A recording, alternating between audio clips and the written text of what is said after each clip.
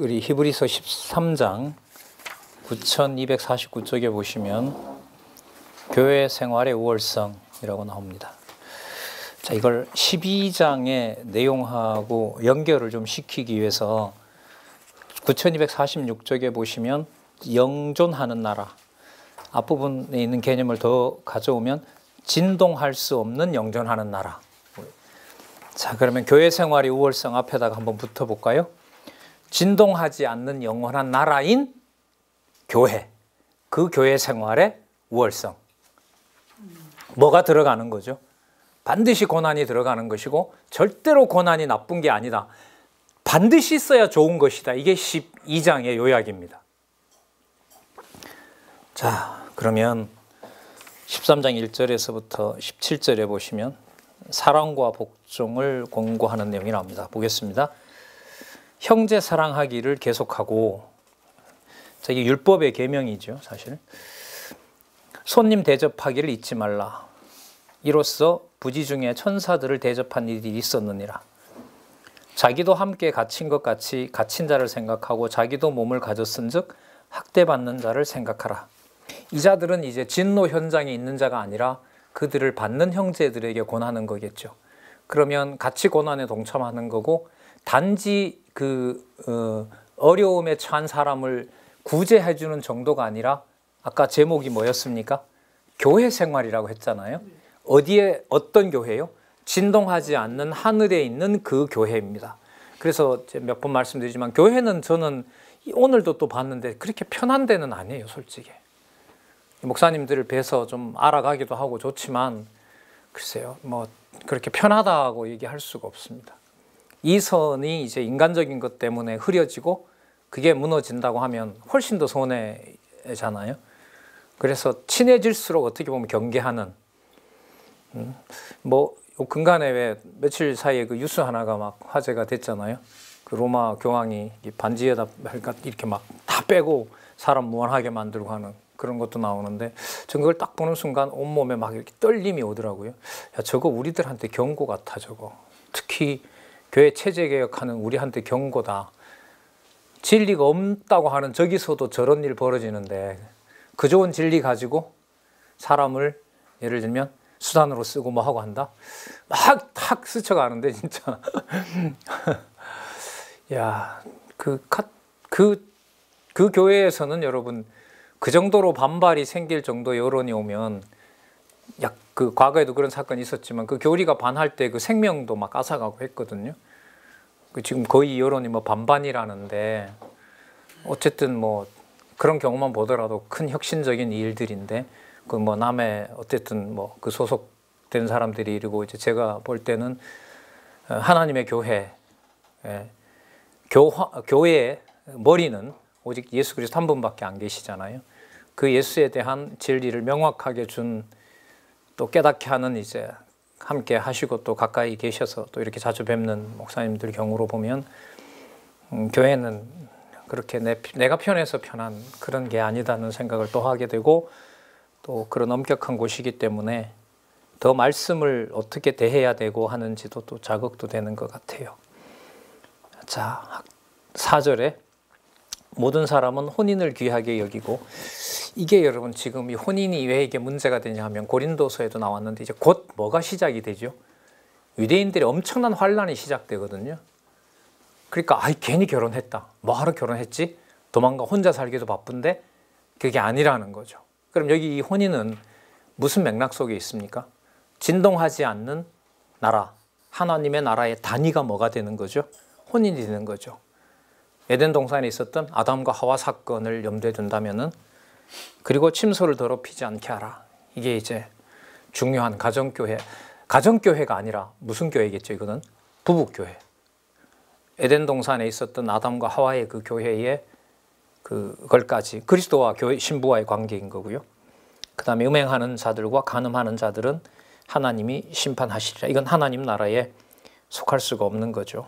자, 9251페이지 보면 해설해놨죠. 밑에서 네 번째 줄에 많은 사람 중에는 결혼을 귀히 여기고 부부동침을 더럽히지 않는다. 이는 하나님께서 매춘부들과 간부들을 판단하시기 때문이라도 번역된다. 본서 기자는 결혼과 부부 동침의 근거와 이유에 대해서 언급한다. 이게 바로 여러분들 그 고난을 당하는 그 형제들 사이에서 하나님께서 거기에 누가 태어나도록 하시는 거죠? 믿음의 자녀들이 태어나게 된다는 거죠. 그러니까 유대인들 기준에 혈통 중심의 그런 것보다 훨씬 더 뭐한 거죠? 엄격하고 소중한 곳이 바로 뭐다? 부부교회, 가정교회라는 걸 우리가 여기서 생각해 볼 수가 있죠. 5절에 뭐 하지 말라 그러죠? 돈을 사랑치 말고 있는 바를 족한 줄 알아. 우리 디모데전서 6장 8절에 확인한 바 있죠. 뭐와 뭐를 섬하여 섬길 수가 없다. 하나님과 재물을 겸하여 섬길 수가 없다. 돈은 뭐에 뿌리라? 일만하게 뿌려. 이미 디모데전서에서 나왔거든요. 지금 여기 또 나옵니다. 여러분 여기서 이제 돈을 사랑하는 바라는 말은 뭐냐면 이게 세속주의로 넘어가는 말이 되는데 세속주의가 바로 성도와 교회를 돈으로 바꿔치게 하는 게 세속주의입니다. 그러니까 머리 대신 그리스도를 속이고 저 사람을 내가 잘 대해줘요. 그럼 그 사람을 잘 따라요. 왜 그렇게 되는 거죠? 나에게 뭔가 이익이 되니까 그런 거란 말이죠. 그래서 세속주의는 하나님의 교회와 성도를 내 계산 속에서 내 유리한 대로 쓰는 것이 바로 세속주의입니다. 예수께서 머리 되신다는 사실을 망각하는 거죠. 자, 돈 문제가 또 이게 야고보서하고 관계가 되고요. 야고보서에 가면 야고보서 배경으로 보면 아마 교회 내에 유대인들이 도망와서 거기서 이제 예를 들면 자기 어떤 장사를 하려고 교회에 들어왔는가 봐요. 그 내용으로 봤을 때. 그래서 사람을 내 어떤 물건을 파는 대상으로 보는 거죠.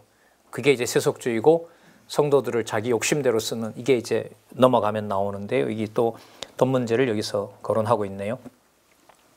돈을 사랑하지 말고 있는 바를 족한 줄로 알라. 그럼 족한 줄 안다는 말이 지금 내가 어느 정도 밥 먹고 살만 하면 몰라도 유대인들에게 손을 벌리지 않으면 내가 못 먹고 살아요. 그럼 그 사이에 얼마나 괴로움이 커지겠어요? 그러니까 잘 보세요. 부부 생활을 통해서 자녀가 낳았어요. 애를 먹일 게 없어요. 근데 누구한테 가서 한마디만 하면 줘요? 다음 주 안식일에 저도 갈 거예요 라고 하면 유대인이 뭘 줘요? 먹을 걸 줘요. 돈을 준단 말이에요. 거기에 쉽게 말하면 가라 가지 말라. 가지 말라는 거죠. 족한 줄 안다라는 게 내 편한 말이 아닌 거죠. 이게. 아사가 일어나잖아. AD 70년에 로마가 예루살렘을 꼭 침략할 때 보면 하나님이요. 꼭 굶어 죽이는 작전을 펼치게 해요. 아 진짜 그것도 이해하기 힘들더라고요. 역사는 이쪽 가는데 북쪽 이스라엘도 그렇고 남쪽 유다도 그렇고 또 이 많은 침략군들이 와서 예루살렘을 침공할 때 보면 백성들의 숨통을 쥐는 그렇게 멸망을 시켜나가요. AD 70년도 그렇게 했습니다. 로마가 나중에 굶겨 죽이는 작전을 펴요. 그래서 저도 뭐 다큐멘터리 다큐멘터리 영화 가지고 있는데 거기 보면 로마군이 와서 애가 하도 불쌍하니까 얘한테 빵을 던져줘요. 먹자마자 그 자리에서 죽어요. 왜요? 굶었기 때문에 이게 딱딱한 빵이 들어가니까 장파열이 일어나서 그 자리에서 그냥 먹고 그냥 애들이 다 죽어 나가는 거죠.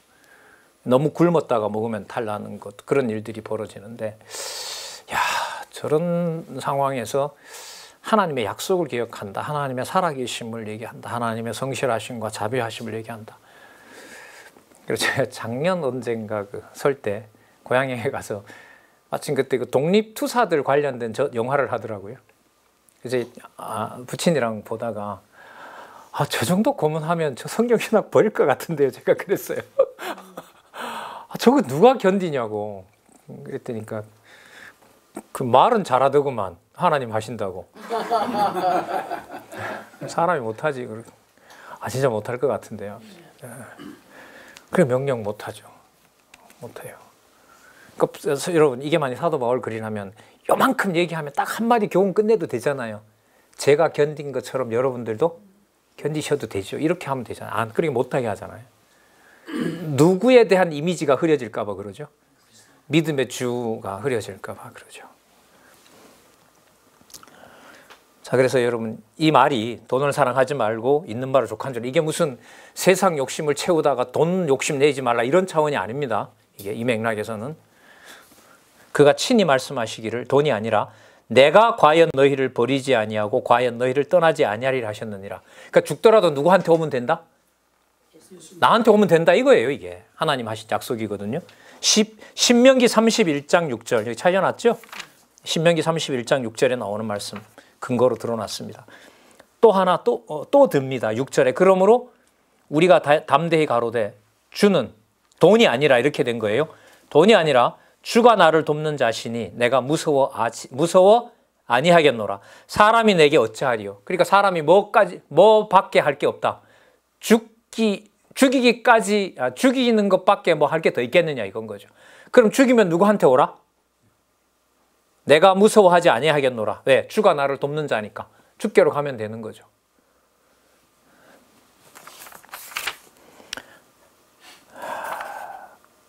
그러면 여러분 지금 이걸로 봤을 때 결론은 성도들에게 자, 이 글이 보내졌어요. 그러면 이걸 잘 전달하는 사람을 통해서 하나님 살아계시고 믿음의 주가 예수께서 살아계신다는 거 듣는 것밖에는 다른 게 없는 거죠. 그래서 여러분들이 서신서 끝에 보면 무슨 부탁이 나오죠?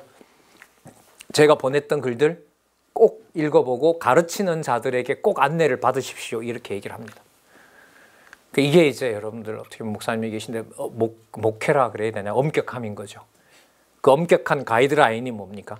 정확하게 말씀 준비해서 들고자 하는 그 시간에 뭐 사도 바울 당시처럼 아침부터 밤까지 하면 좋지만 그런 문화는 우리가 또 아니다 보니까 저는 뭐 개인적으로는 가능하면 그 시간이 늘어나면 좋다고 생각을 해요. 내가 벌려놓는 것보다 성도님들이 시간 해서 목사님 이번에 이렇게 서너 시간 뭐 휴일에 1박 2일 한 10시간 되는데 그때 목사님 이렇게 해주세요 라고 하면 제일 좋죠. 그러나 또 이제 목회하는 입장에서는 뭐 특별 무슨 해서 1박 2일 이번에 뭐 창세기 합니다 뭐 합니다 이렇게 안내를 해줄 수가 있고요. 그게 내 공부하는 시간이 된다면은 그 사경회가 정상인데 사경회가 특별 행사가 된 게 벌써 이게 비정상인 거죠. 맞잖아요. 말씀을 가르치고 서로 이제 확인하는 게 이게 정상적이고 그게 늘상 일상사여야 되는데 그걸 무슨 특별 프로그램이 된 것 자체가 벌써 이게 아쉬운 거죠. 자, 17절 하나님의 말씀을 너희에게 이루고 너희를 인도하던 자들을 생각하며 저희 행실의 종말을 주의하여 보라 그러죠. 그럼 뭘 주의해서 볼까요? 지금 이 맥락으로 보면 말씀 가르쳐 놓고 앞에 무슨 얘기 나왔어요? 돈 얘기 나왔죠? 맞죠? 네. 그러면 저희의 행실을 종말을 주의하여 보라는 말은 뭘 말하는 걸까요? 잘 가르쳐 놓고 뭐예요? 돈 가져와라 했는지 안 했는지 잘 보라는 거예요. 말로는 주 예수 그리스도가 전부라고 하고 너 이렇게 하면 너가 뭐 한다? 이익이 되고 고난도 피할 수가 있고 돈도 너한테 유리하게 된다 말이죠. 재물도. 그렇게 하는지 안 하는지 잘 살피라는 거죠. 여러분 이거하고 뭐하고 똑같아요? 사도 바울이 다른 데서 편지했을 때 어려서부터 성경을 알았노니 라고 하면서 뭐예요? 그렇죠. 성경을 제대로 가르치는지 안 가르치는지 꼭 유의해서 보라는 것하고 똑같은 권면이 히브리서에도 나옵니다. 그래서 꼭 읽어봐라. 긴지 아닌지 꼭 확인해라. 말씀대로 가르치는지 안 하는지 또 내가 제대로 가르쳤는지 안 하는지 꼭 확인해라. 이게 이제 마지막 부탁인 거죠. 저희 행실의 종말을 부의하여 보고 저희 믿음을 본받으라.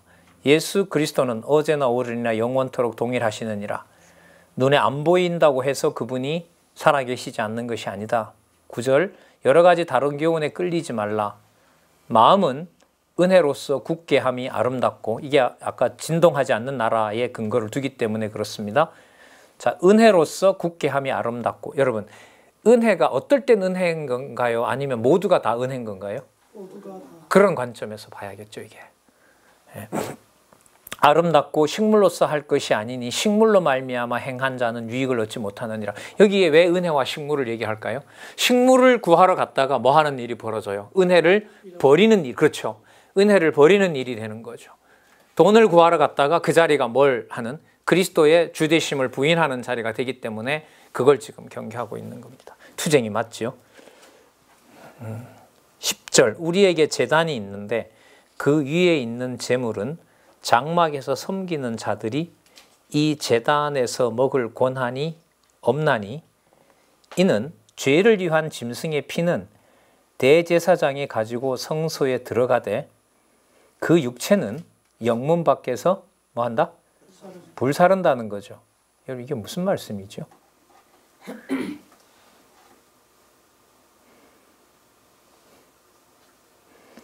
그 제단에 먹을 권한이 있다 그래요? 없다 그래요? 없다 그러죠. 자, 왜 여러분, 자, 그 다음 보세요. 자, 이는 죄를 위한 짐승의 피는 대제사장이 가지고 어디로 가요? 성소에 가죠. 그 다음에 나머지 고기는 어떻게 되나 보세요. 그 육체는 영문 밖에서 뭐 해요? 불살라요. 그럼 자기가 취할 게 있어요? 없어요? 없어요. 피도 안 되고 번제로 얘기하는 것 같아요. 지금 이것은 번제는 번제도 그렇고 어느 것 하나 전부 다 내가 취할 것은 없습니다. 이게 여러분 앞에 뭐 하고 관계 있어요? 식물로서 할 것이 아니라 식물로 말미암아 행한 자는 유익을 얻지 못함이니라. 그래서 은혜로 굳게 한다는 말이 어느 하나도 타협할 여지 없이 전체 다 누구한테 드려지는 것이다? 하나님께 드려지는 것이다. 아주 수준 높은 예를 들고 있죠, 여기서는. 자, 그럼 12절에 보면 그러므로 예수도 예수께서도 자기 피로써 백성을 거룩해 하려고 영문 밖에서 뭐 했다? 예, 대항하지 않고 고난을 받으신 것이다. 그러면 앞에 말했던 은혜로서 굳게 한다라는 말은 진동하지 않는 나라로 안내하는 일을 말하는 거겠죠. 그럼 제대로 안내하지 않으면 식물을 구걸하기 위해서 길을 뭐 해야 돼요? 왜곡시키는 거죠. 그리고 말을 이렇게 하겠죠. 야, 피만 드리면 돼. 고기는 우리가 먹어도 되잖아. 뭐 하나님 다 받아오셔 뭐 하게.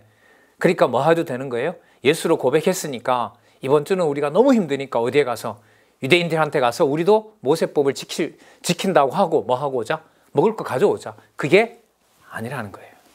이게 아니라는 거예요. 그래서 좀 간단하죠. 이 내용이 전달되는 바가 있으면 타협하지 말라 이건데 그 타협하지 말아야 되는 의미와 깊이가 이렇게 심오한 거죠. 그러니까 성도들이 어떻게 보면 목사님들한테 뭔가 이렇게 잘 베푼다라는 게 가면 갈수록 이게 불편해요, 사실. 사람의 친분이 더해진다라는 게 이게 특히 히브리서를 보면 이건 사람 참 어떻게 할 수도 없고 애써서 뭐 쳐낼 수도 없는 노릇이고 그러니까 그게 문제로 이렇게 보인단 말이죠. 우려가 될 만하고. 자, 아직 좀 더 남아 있습니다. 야고보서가 남아 있고 그 다음에 우리 베드로전후서, 요한 1, 2, 3서, 유다서까지 가면서 이 문제가 정리가 되리라고 봐요.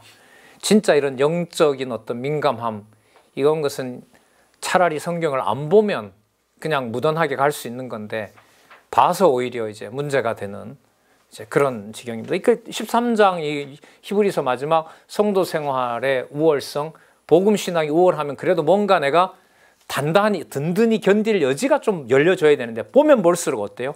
더 갑갑해지게 되고 더 차단이 되어 있고 내 백성은 내가 거룩하게 한다는 원칙만 더 선명해지는 거죠. 좀 더 볼게요. 자, 성문 밖에서 고난을 받느니라. 13절. 그런즉 우리는 그 능력을 지고 영문 밖으로 그에게 나아가자. 뭐 하려고요? 영문 밖에 가서 뭐 하려고? 다 불태우려고. 우리가 여기는 영구한 도성이 없고 오직 장차 올 것을 찾나니 이러므로 우리가 예수로 말미암아 항상 찬미의 제사를 하나님께 드리자.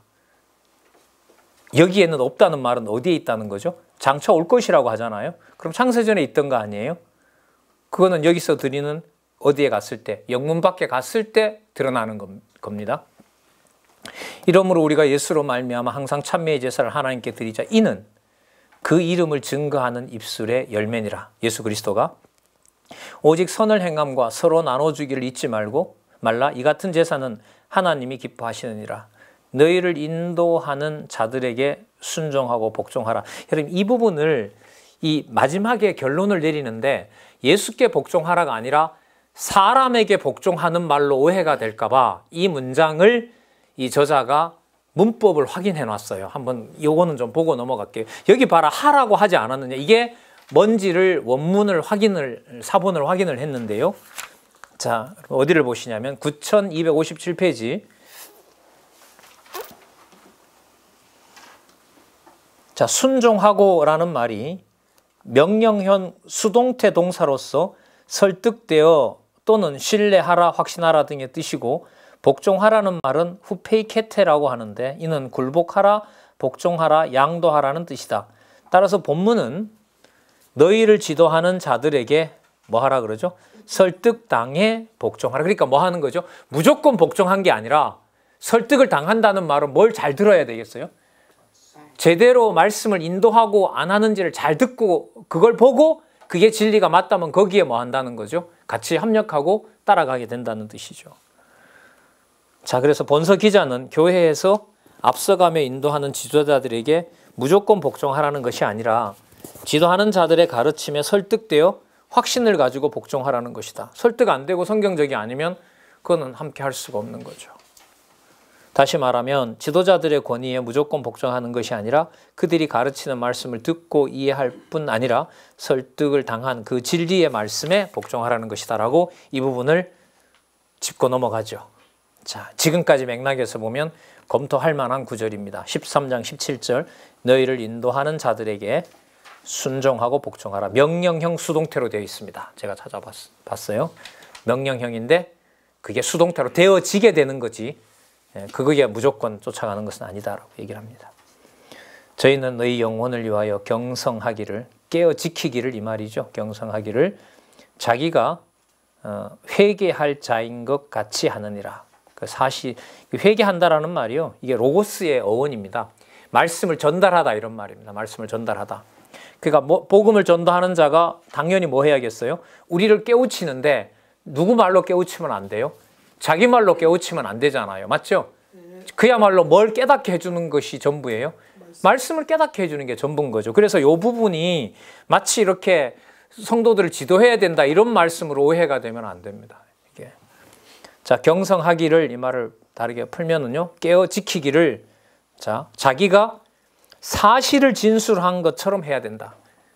맞죠? 그러면 진리를 진리대로 인정했으면 인도하는 자가 따라서 제종이 되면 됩니다라고 말할 수가 없죠. 믿음의 주가 누구십니다? 그리스도이십니다라는 말로 갈 수밖에 없죠. 지금 얘기하는 겁니다. 그걸 얘기하는 겁니다. 저희로 하여금 즐거움으로 이것을 하게 하고 근심으로 하게 하지 말라. 그렇지 않으면 너희에게 유익이 없느니라. 근심으로 하게 한다는 말은 진리에 대해서 수용하지 않고 과연 그런 거야 라고 하고 생활이 이래 어려운데 그 말이 뭔 필요가 있냐라고 하고 그렇게 되면 이제 말씀을 전하는 자가 어떻게 돼요? 흔들리게 되고 진리를 제대로 인도할 수 없게 된다는 거죠. 가장 좀 이상적인 것인지는 몰라도 이런 상황에서는 복음 위에 고난 받는 것이 약속입니다.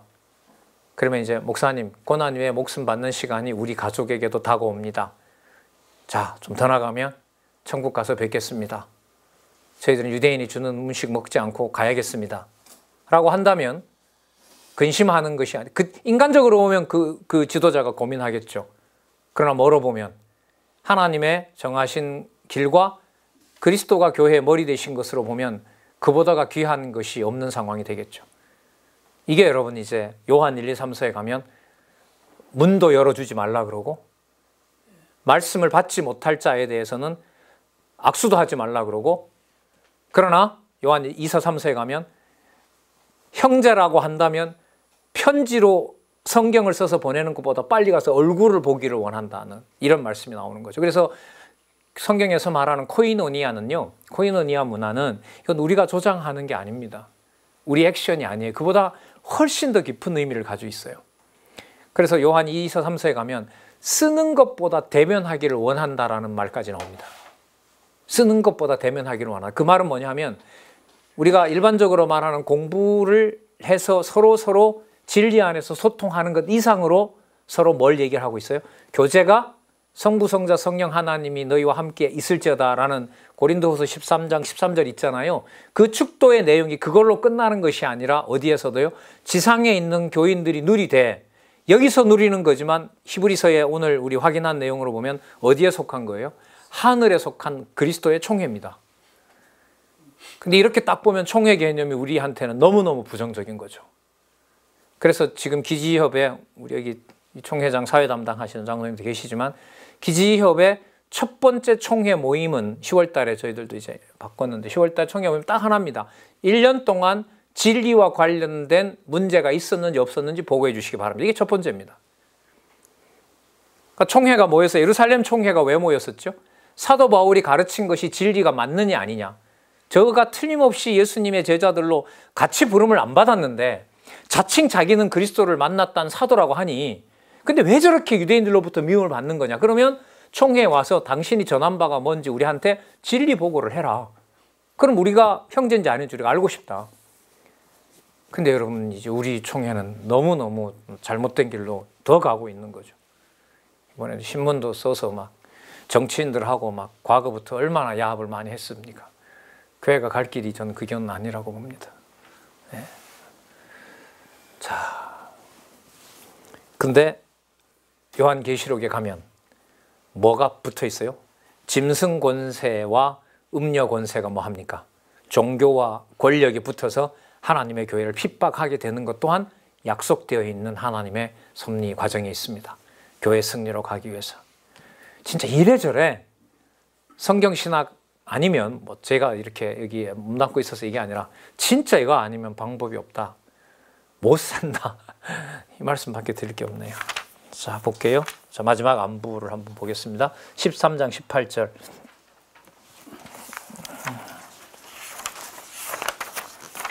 자, 우리를 위하여 기도하라. 여러분, 이때 이 수신자, 이 글을 쓰는 필자에 의하면 좋은 상황에 있을까요? 아니면 내일 모레 할까요?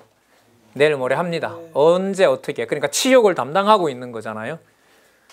자, 그리고 어디 밖으로 가 있는, 그렇죠. 영문 밖으로 가 있어서 언제 재물이 될지 모르는, 자, 그런 우리를 위하여 기도하라. 우리가 모든 일에 선하게 행하려 함으로 우리에게 선한 양심이 있는 줄 확신하노니. 여러분, 이게 추상적인 얘기지 아닌 걸 아시겠죠? 무슨 준비가 되어 있는 몸이다. 영문 밖에서 재물이 될 준비가 되어 있다, 이 말이겠죠. 내가 더 속히 너희에게 돌아가기를 위하여 너희 기도함을 더욱 힘쓰노라. 그래서 이걸 보통 그렇게 봅니다. 그 사도 바울이 왜 로마에 1차 투옥되고 2차에 가서 나중에 순교하는데 그때 잠시 풀려나는 시간을 말하는 게 아니냐. 그렇게 해서 이게 바울의 글이다라고 하는데 어쨌든 이걸 쓰는 필자도 어디에 있어요? 감옥에 있다는 걸 알 수 있겠죠. 자, 20절. 자, 절 잘 따라오세요가 아니라 또 무겁고 중요한 개념을 소개합니다. 양의 큰 목자이신, 이 목자가 목사로 번역되는 거 아시죠? 이게 목자입니다. 이런 의미에서 목사인 거예요, 사실. 에베소서에서 나오는 이게 똑같은 어원입니다. 양의 큰 목자이신, 목자이신 우리 주 예수를 영원한 언약의 피로 죽은 자 가운데서 이끌어내신 평강의 하나님이, 길죠? 양의 큰 목자이신 우리 주 예수를 영원한 언약의 피로 죽은 자 가운데서 이끌어내신, 여기 나오네요. 평강의 하나님이. 그래서 죽음에서 부활시키신 분, 영문 밖에서 태웠으나 그가 다시 살아난 영원한 생명을 가지고 있는 바로 그분. 자, 그래서 여러분, 목자라는 개념은요, 요한복음하고 연결을 하면 이건 그리스도 호칭입니다. 이런 면에서 보면 함부로 우리가 목자다, 양떼다, 목자다 이런 말들은 좀 성경과 이게 충돌이 일어나는 개념이니까 한번 검토해야 됩니다. 모든 일에 21절 너희를 온전케 하사 자기 뜻을 행하게 하시고, 그 앞에 또 나오네요. 즐거운 것을 누구로 말미암아? 예수 그리스도로 말미암아 우리 속에 이루기를 원하노라. 그럼 여기 답 나왔네요. 그 앞에 즐거움, 아까 요절 읽었잖아요. 그 즐거움을 두고 무엇을 받게 했어요? 십자가에 고통을 당하게 하신 거 아니에요? 자, 그게 누구 속에도 이루어지기를 원한다? 우리 속에도, 영문밖 치욕에 그것이 우리들에게 이루어지기를 원한다. 고난받기를 원한다 이거죠, 사실 이게. 그게 바로 지성소로 가는 길이다, 이거 아닙니까? 그러면 여러분, 그리스도가 얘기하셨던 좁은 문으로 가기를 힘쓰라고 하는 것을 누가 하시죠? 그리스도께서 하신다라고 여기서 이제 결론을 내릴 수가 있죠. 영광이 그에게 세속토록 있을지어다. 자, 22절, 23절. 형제들아, 내가 너희를 권하노니 권고의 말을 용납하라. 내가 간단히 너희에게 썼느니라. 수준 높게 썼어요. 우리 형제 디모데가 놓인 것을 너희가 알라. 그가 속히 오면 내가 저와 함께 가서 너희를 보내리라. 여러분, 분명한 디모데가 만약에 사도 바울의 경우라면 아마 이게 사도 바울 항의로 하겠지만, 어쨌든요, 디모데가 놓였다는 말은 석방된 거거든요. 그럼 이 사람도 어디 있었어요? 지금 쓰는 사람도 감옥에. 그러니까 여기서 뭐가 중요하지 않아요? 야, 석방됐대, 좋대, 이게 아니에요. 석방돼서 뭐 할 수 있고, 그냥 그야말로 하늘나라 갈 수도 있는 거고, 하나님이 기회가 돼서 또 기회를 또 주시고자 석방시켜서 바깥에 내놓든, 그러니까 영문 안에 있든 밖에 있든 간에, 감옥 밖에 있든 안에 있든, 이거는 여기서는 별로 중요한 게 아닙니다. 중요한 게 아니에요. 그가 속히 오면 내가 저와 함께 가서 너희를 보리라. 자, 그러니까 여러분 이렇게 된 거죠. 이게 만약에 바울이라면, 이걸 적는 사도는 사도대로 어디 가 있고 감옥 가 있고, 이쪽에는 디모데는 디모데대로 어디 가 있고 감옥에 가 있고, 그러다가 서로 연락해서 풀어주면 또 어디 가서 교회, 그동안 전했던 교회 가서 또 복음 전하고, 다시 가두면 거기 가서 또 전하고, 이게 이제 넘어서 있는 것이 바로 그리스도의 교회 투쟁, 교회 투쟁을 통한 성취를 머리 대신 그리스도가 하시도록 또 살아계셨다는 사실을 성령이 확증하는 내용이 바로 히브리서입니다. 자, 24절, 너희를 인도하는 자와, 자, 말씀으로 인도하는 자라고 할 수 있겠죠. 아까 내용으로 보면 이미 부부교회가 단위가 된다는 것도 나왔고요. 모든 성도에게 문안하라. 여기 보면 이달리아에서 온 자들도 너희에게 문안하느니라. 여러분 당시로 보면은요, 자료를 좀 봤는데, 당시는 로마 있죠.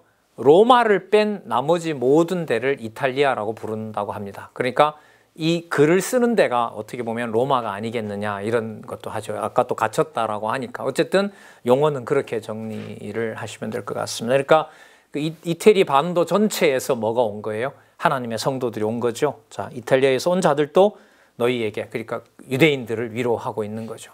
저 유대인들이 더 이상 어디로 가지 말고, 거짓된 복음으로 가지 말고, 뭐와 타협하지 않고, 고난과 타협하지 않고 그리스도가 간 영문 밖으로 가기를, 이방인들도 또 거기에 또 유대인들도 있겠죠. 로마까지 왔으니까. 자, 그분들도 원하고 있다. 그들의 안부를 전한다라고 얘기를 합니다. 자, 그래서 은혜가 너희 모든 사람에게 있을지어다. 자, 이렇게 보겠습니다.